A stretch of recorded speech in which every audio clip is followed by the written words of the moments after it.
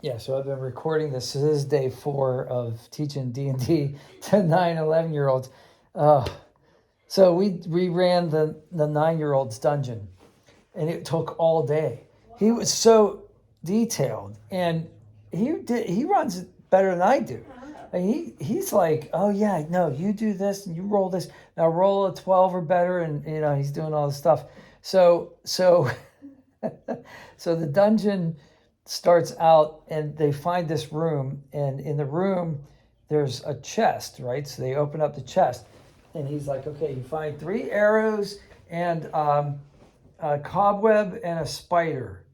And I said, oh, okay. And they're like, and he's like, do you take the cobweb?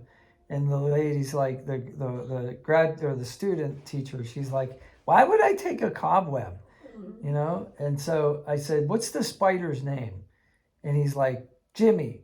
And I said, okay, Jimmy the spider.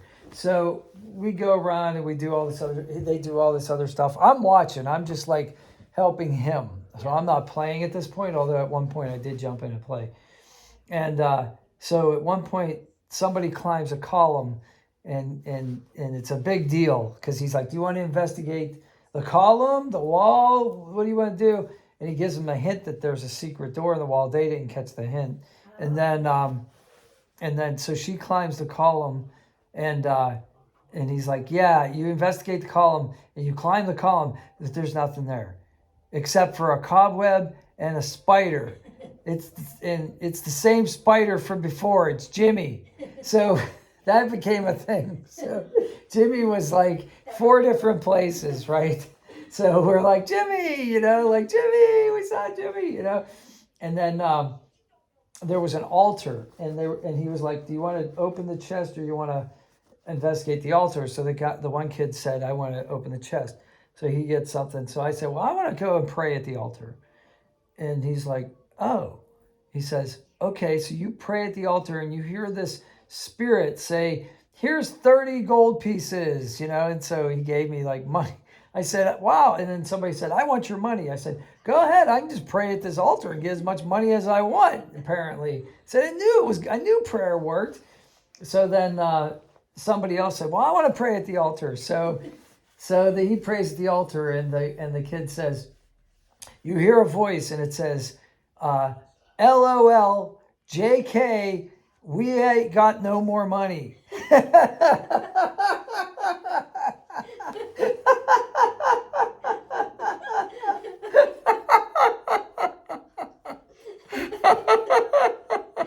So we finally make it to the final room. We have all these hidden keys. There's keys and hidden doors, and there's like spikes that are like in the walls you're closing in, and you have to run across before the spikes get you in. Really detailed stuff, like Indiana Jones type stuff.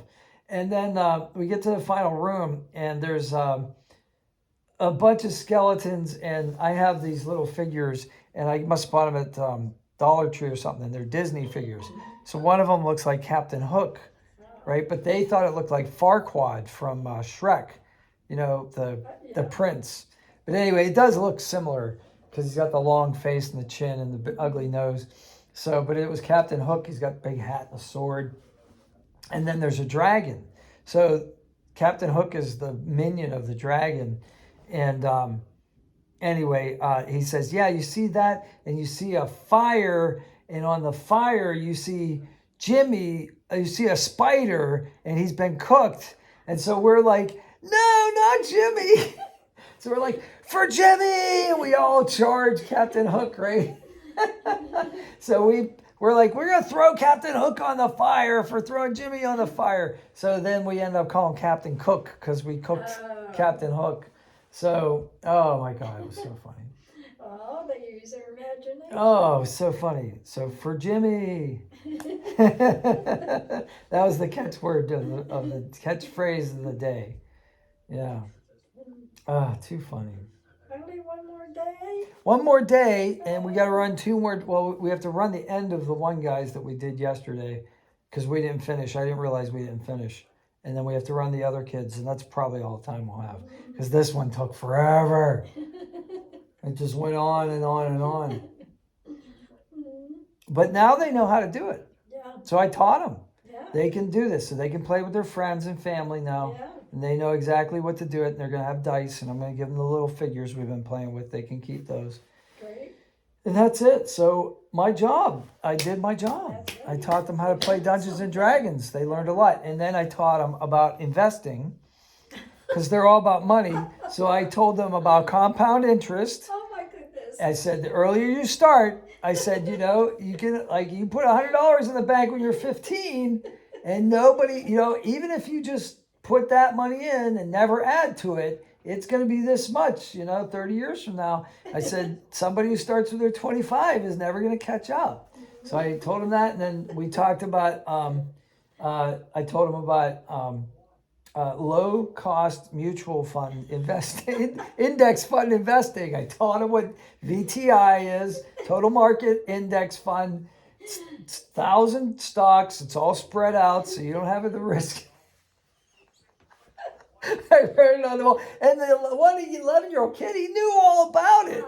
We're talking about it. He's like, yeah. He's like, there's all these companies. I said, yeah. I said, so if Amazon's really hot right now, but if they go down the tubes 10 years from now, they will have already been replaced in that fund. So you don't have to worry about that. It's like, you don't have to think about it. And he's like, oh, okay. So at least I taught them something. I don't know. Maybe years from now they'll go back and say, maybe they'll be like, oh, I remember that D&D guy telling me to buy the total market index fund. Yeah, and they'll talk to him and they'll say, well, what does that have to do with Dungeons and Dragons? They want money. That's all these kids are about. As soon as one of them gets money, they try to steal it from the other one. And I made the rule today, you can't do that. But I gave them the money. I'm like, here, take my money. It's a dungeon. What am I going to do? Oh, and I forgot. So at one point halfway through the thing, we were going to take a break to have a snack. And so the one person said, I wish, it's the student teacher. She's like, I wish there was a McDonald's hamburger. You know, I want a McDonald's hamburger. So the kid's like, so there's a McDonald's right here. And then there was a fountain. I said, is that a soda fountain? He's like, the soda fountain's right here next to the McDonald's. So they go up and order from the McDonald's. And the one kid tries to rob the McDonald's. And so the kid says, unfortunately, sorry, sir, we're closed. And he closes down this big gate so that they can't rob the McDonald's.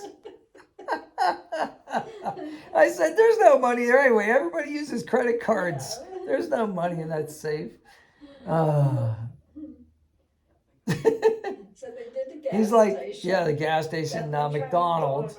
Yeah. And I said, and then Tara's like, they're like, you know, they're going to ask you And to, then they'll like, go if take you the want to money work and here, invest.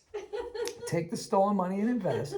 Well, I told, you know, like, that's what I'm telling them. Like, you don't have to steal it. It'll make money for you if you invest it. Yeah, Because the people 20-year-old interest, is yes. telling them how much debt she has. Oh no. Yeah, because she's like in college and she's got all this student debt.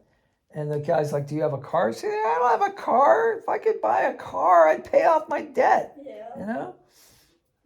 And I'm like, wow.